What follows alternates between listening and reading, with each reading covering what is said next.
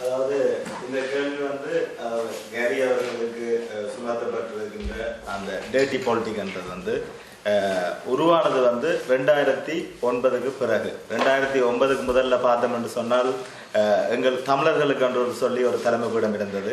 அந்த தலைமைக்கூடம் சொல்லுகின்ற விடயங்களை கேட்டு தான் எல்லாருமே வந்து செயற்பட்டு வந்தோம். அதுக்கேற்ற மாதிரி தான் நடைபெற்றது.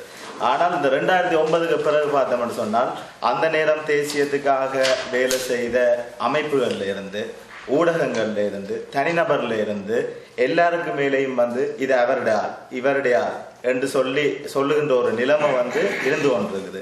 இது வந்து கடைசியா இறுதியாக இந்த 2014ஆம் ஆண்டு கேரி அவர்களோட அந்த நொமினேஷனோட இல்லாம பண்ண வேண்டும் என்றதுக்காண்டி தான் இந்த கேள்வியை வந்து உங்கள்கிட்ட கேட்கிறேன். எல்லாருக்குமே வந்து தெரியும், எல்லோருமே வந்து தமிழுக்காகவும் தேசியத்துக்காகவும் தான் எல்லாருமே வந்து வேலை செய்து கொண்டிருக்கணும். வேலை செய்து கொண்டிருக்கிற இந்த நிலையில வந்து இப்படியானவர்கள், அதாவது எந்தவித ஆதாரமும் இல்லாமல் இப்படி குற்றம் சாட்டுகின்றவர்களுக்கு நீங்கள் லிபரல் ஒரு கேண்டிடேட் இல்லாம ஒரு சட்டவாளனாக வந்து அவர்களுக்கான சட்ட நடவடிக்கை நாங்கள் எடுக்க முடியுமா? அது எடுப்பது என்று சொன்னால் எவ்வாறு எடுப்பது என்கின்ற விடயத்தை நீங்கள் இன்று குறிப்பிட்டீர்கள் என்று சொன்னால் விளக்கமாக இந்த விடயங்களை 2009க்கு பிறகு முன்னெடுத்து வருகின்ற சாதாரணமாக தனிய கேரி அவர்களுக்கு மட்டும் இடம்பெறவில்லை. இங்க இருக்கின்ற பல தேசியத்துக்காக வேலை செய்த இங்க இருக்கிற சிடிசி மீது கூட பல்வேறு விதமான குற்றச்சாட்டுகள் இப்பொழுதும் வந்து கொண்டிருக்கின்றது. எங்களுடைய ஊடகம் எல்லா ஊடகம் கடைசியாக தேசியத்துக்காக வேலை செய்த சிஎம்ஆரை கூட இப்பொழுது வேற மாதிரி பேசுகின்றார்கள். இவை எல்லாவற்றுக்கும் முற்றுப்புள்ளி வைக்க வேண்டும் என்று சொன்னால் ஒரு சட்டவாளனாக ஒரு விடயம் இருக்கின்றதா? அவர்களுக்கு எதிராக நாங்கள் ஒரு விடயத்தை முன்னெடுத்து அவர்கள் இப்படியான பேச்சை நிப்பாட்டுவதற்கு ஏதாவது ஒரு விடயம் இருக்கின்றதா? ஒன்று வந்து நாங்கள் எல்லாரும் கொஞ்சம் தெளிவாக இருக்க வேணும். நாங்கள் தமிழ் மக்கள் கனடாவில் என்ன வேறு நாளில் என்னன்னா எங்களுக்கு இருக்கிற டெஸ்டினேஷன் ஒன்றாகத்தான் இருக்கு. அவர்களுக்கு எங்கே போய் நாங்கள் முடிய வேணும் என்றது வந்து தெளிவாக இருப்பார்கள். அதுக்கு நாங்கள் இருக்க வேண்டிய பாதைகளில் நாங்கள் சொன்ன வேறு வேறு பாதைகளாக இருக்கலாம். ஆனால் அந்த பாதைகள் முழுக்களும் அந்த டெஸ்டினேஷனுக்கு தான் போய் சேருமன்றதுல வந்து நான் ஒரு காலம் அதிலிருந்து நான் அந்த ஸ்டாண்டில் நான் வெளியில் இருக்க மாட்டேன்.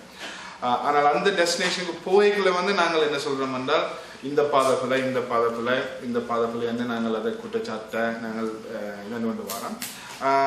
அது வந்து நான் நினைக்கிறேன் இனி நாங்கள் அது இருக்கிறது கொஞ்சம் கஷ்டம். இன்றைக்கு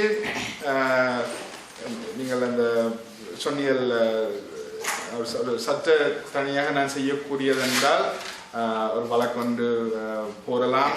எங்களுக்கு எதிராக எனக்கு முக்கியமான வாலண்டியர்ஸுக்கு எதிராக, சில ஊடகங்களுக்கு எதிராக மொத்த கடிதங்கள், மற்றது சில பத்திரிகையில் வந்த விவரங்கள், சில வானொலியில் வந்த ஸ்டேட்மெண்ட்ஸுக்கு வந்து நாங்கள் எதிராக வழக்கு நாங்கள் போடலாம். அதுக்கு வந்து நாங்கள் ஒரு டிராஃப்ட் வந்து நாங்கள் இருக்குது. இது வந்து இப்பத்திய நிலையில் வந்து நாங்கள் அதை என்ன செய்யறதுன்னு நாங்கள் யோசிச்சு கொண்டு இருக்கிறோம். ஆனால் நிச்சயமாக வந்து கனடியன் சட்டத்தின்படி பெரும் ஊடகங்கள் நடத்துகிற ஆக்கள் உங்களுக்கு விளங்கும் ஒரு லைன் இருக்கு. இப்போ யாரெண்டாலும் சொல்லலாம், ஓகே நான்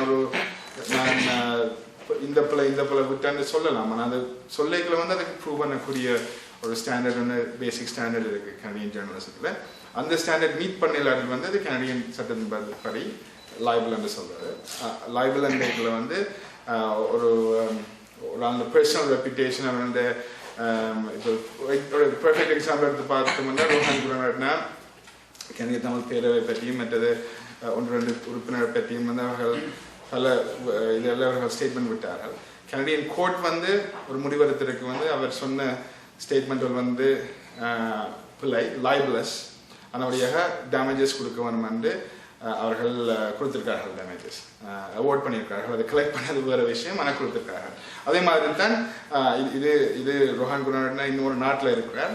இங்கே இருக்கிற இந்த வயலேஷன்ஸ் நாங்கள் பார்த்தோம். அந்த இங்கத்தியான் லைபிளஸ் ஸ்டேட்மெண்ட்ஸ் அந்த பாக்கைகளை வந்து அவர்கள் எங்களோட நேபர்ஸாக இருக்கிறார்கள். அவர்கள் சில பத்திரிகைகள் வச்சிருக்கலாம். அதற்கு வந்து நாங்கள் ஏற்ற சட்டத்தின்படி ஏற்ற நடவடிக்கைகள் நாங்கள் எடுப்போம். அதுக்கு வந்து நாமினேஷன் முடிஞ்ச அப்புறம் செய்யலாம், அதுக்கு முதல்ல செய்யலாம். ஆனால் அது நிச்சயமாக இருப்போம். அதுக்கு ஒரு விதமான அது கிளியராக நாங்கள் இருக்க வேண்டும். இப்போ இருக்கிற நடைமுறையில பார்த்தா நீங்கள் அமோக வெற்றி ஈடுபவர்கள் எங்களுக்கு எல்லாருக்கும் நம்பிக்கை இருக்கு. அப்படி நீங்கள் பாராளுமன்றம் போகும்பொழுது உங்களுக்கு எதிராக செயல்பட்ட இந்த புலவர்களை அரவணைத்து போவீர்களா? எதிர்காலத்தில் அவர்களுக்கு புத்திமதி சொல்லுவீர்களா? இது வந்து நாங்கள் இப்போ பாலிடிக்ஸில் வந்து நான் நினைக்கிறேன் இப்படி வந்து என்கேஜ்மெண்ட் தேவை. நான் பல தடவை நான் பிளவிட்டிருக்கிறேன் லைஃப்பில்.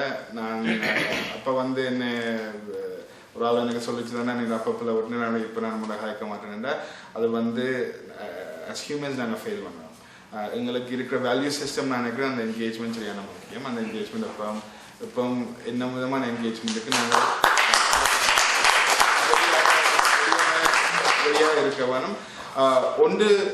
ஒரு இது நான் கவனிச்சிருக்கேன் வந்து பல பேர் எதிராக வேலை திட்டத்தில் எங்களுக்கு எதிராக வேலைகள் செஞ்சு கொண்டு இருக்கலாம். ஆனால் அந்த வேலைகள் செய்கிற பல பேருக்கு என்ன உண்மையான அண்டர்லைன் இஷ்யூஸ் அவர்களுக்கு விளங்காமல் இருக்கும்.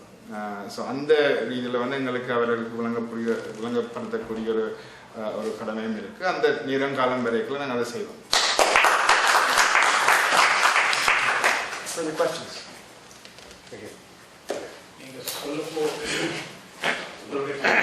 மிகவும் பொருத்தமானதுன்னு தான் நான் நினைக்கிறேன். அதில் எந்த இதுவும் இல்லை. ஆனால் நீங்கள் இப்போ சொல்லப்போ 2-3 விஷயம் எனக்கு வச்சுது என்னன்னு சொன்னால், நீங்களும் பிளவிட்டுருக்கிறீங்கன்னு சொல்லி இப்போ நீங்கள் உங்களுடைய சரியான பக்கங்களை சொன்ன மாதிரி நீங்கள் விட்ட பிழைகளை அக்னாலேஜ் பண்ணுற அளவுக்கு உங்களால் முடியுமா என்ற ஒரு, அல்லது இருக்கா, இருந்தால் அதை சொல்ல முடியுமா என்ற ஒரு கேள்வி. ரெண்டாவது, ராதிகாவுடைய நாமினேஷன் நடக்கப்போ நீங்கள் ராதிகாவுக்கு எதிராக வேலை செய்ததாக தான் பொதுவாக பரவலாக சமூகத்தில் பேசப்படுது. அந்த நேரத்தில் ராதிகாவுடைய கேண்டிடேட்ஸையே நீங்கள் அக்னாலேஜ் பண்ணவில்லை என்ற மாதிரி கூட ஒரு இது இருக்குது.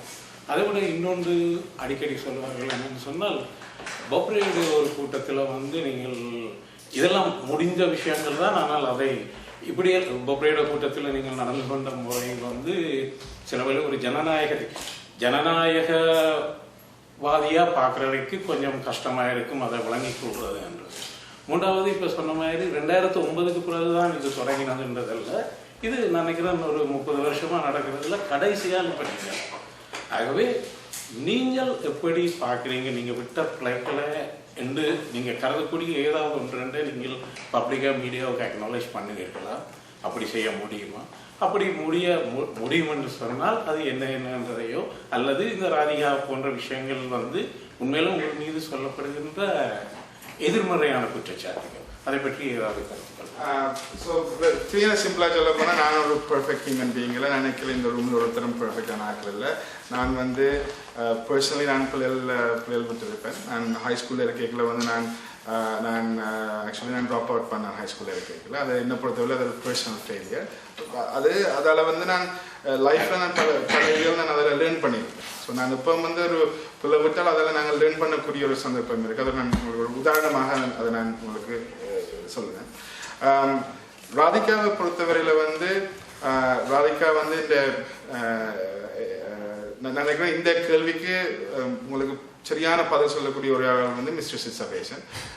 உங்களுக்கு அவரோட சந்தர்ப்பம் இருந்தால் நீங்கள் அவரோட பேசிக்கொள்ளுங்க.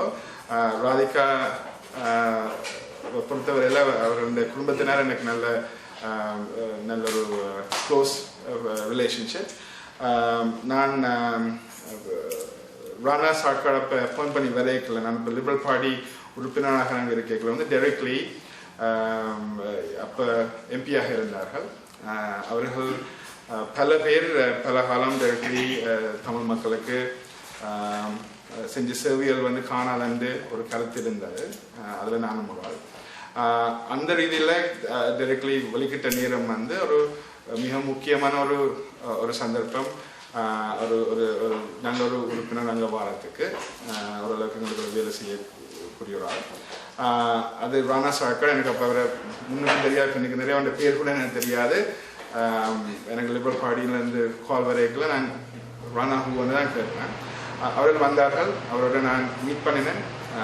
அவருக்கு நான் மீட் பண்ணி போட்டு நான் அதுக்கு பிறகு வந்து நான் இந்த வேலை முழுக்களும் அந்த எலெக்ஷனில் செஞ்ச வேலை முழுக்களும் வந்து நான் ஓபிஜஸ் மார்க்கம் லூயி தமிழ்காசுக்கு நான் வேலை செய்வேன். ஸோ நான் ஒரு காலம் நான் ராதிகாக்கு எதிராக வேலை செய்யவில்லை. எனக்கு பப்ளிக் ரெக்கார்டு இருக்குது. ஆனால் அதுக்கு நீங்கள் மேலே கேட்க வேண்டிய ஒரு ஆள் வந்து எனக்கு மிஸ்டர் சென்சர் சொன்னேன். அவர் உங்களுக்கு சரியான பதில் சொல்கிறார். மூன்றாவது கேள்வி பாப்ரே பொறுத்தவரையில் வந்து நாங்கள் பிள்ளைகளுக்கு சொல்லிக்கல வந்து நாங்கள் இப்போ எனக்கு 40 வயது, நான் 25 வயதில் நான் கொஞ்சம் கூற இந்த அளவுக்கு பேலன்ஸாக இல்லாமல் இருக்கலாம். பாப்ரேயை பொறுத்தவரையில் அந்த மீட்டிங்கில் நாங்கள் எடுத்து பார்த்தோம் என்றால் அந்த அப்ரோச் வந்து பல அந்த கூட்டத்தில் நான் இருந்த இடத்திலிருந்து 3 அடி கழித்தான் கேரி இருந்தது. சரியா? அந்த கூட்டத்தை பற்றி நான் மிக சுருக்கமாக சொல்லியிருந்தேன். அது மனித உரிமை விழிப்பு குழுவினால் ஒழுங்கு செய்யப்பட்ட ஒரு கூட்டம். அதில் பாப்ரே பேசுவதற்காக வந்திருந்தார். ஆனால் அவர்கள் ஆரம்பத்தில் சொன்னார்கள், கனடாவிலே வாழ்கின்ற தமிழர் அத்தனை பேருக்குள்ளும் நடுநிலைமை நின்று பேசக்கூடிய ஒரு தமிழர் கூட இல்லை என்று சொல்லி, அது மிகவும் எங்களை கீழ்நோக்கி பார்ப்பதாகவும் மிகவும் புண்படுத்துவதாகவும் அமைந்த வார்த்தை. அந்த வார்த்தையை தான் நானும் நேற்று பேசினேன், அவர் நேற்று பேசினார். அவருடைய குரலிலே தான்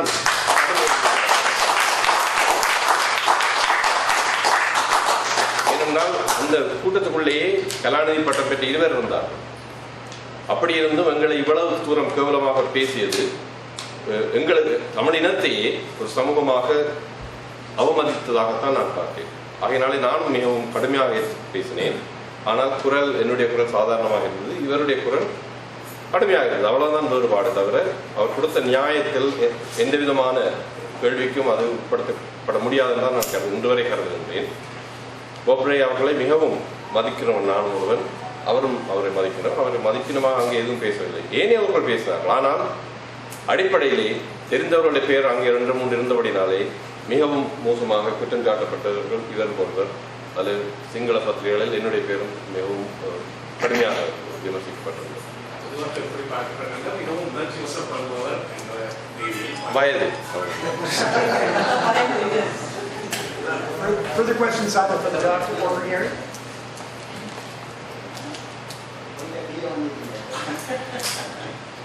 Any further questions at all?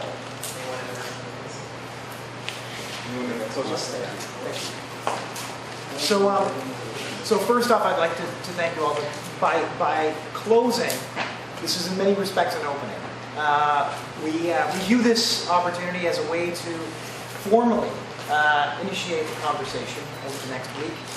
As I said, please view this as the beginning of the conversation, and I thank you all once again for coming. Thank you.